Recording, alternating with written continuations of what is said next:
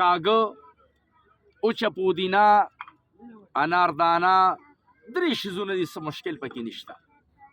او لږه مزه پکې پیدا کړي نو لږه پکې سپرکې واچوه کاغه اناردانه او اوچه پودینه او که لږه مزه پکې نورم پیدا کړي نو لږه پکې سپرکې واچو او لږه پکې یو دوړه غونده زیره واچو نو دا 4-5 شیزونه شو دا به ته اوټکې اوبر لمونږ د روزې اول نه دا ویلي چې زمونږ د علاجونه علاج بالغذا دی علاج بالغذا دی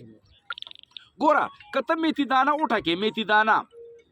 او هغه ته بیا یو تلې مکمل معده کې او یو تلې ته روزانه سحر په نهر اچې نو تا ته به د سرمنې او د لبلبې هیڅ قسم مرض نه راځي میتي دانه ملخوزه څه مشکل دی پکې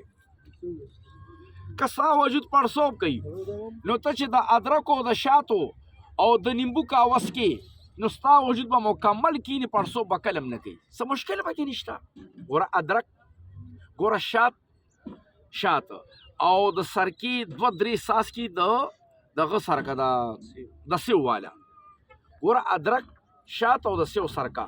که لږه نوره پکې مزه پیدا کړي نو خیر دی پکې لږ تور مرشم واچوه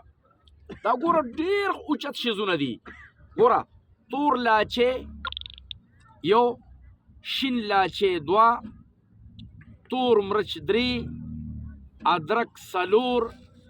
اور کاغه 15 دا 15 شیزونه دا هم وزن اوټکو او د شپو د کېدو ټیم کې یو سپک تلې د ګرمو اوبو سره واچو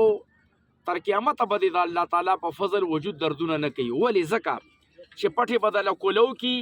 رګونه بدله کولو کی او وینه بدله نری کی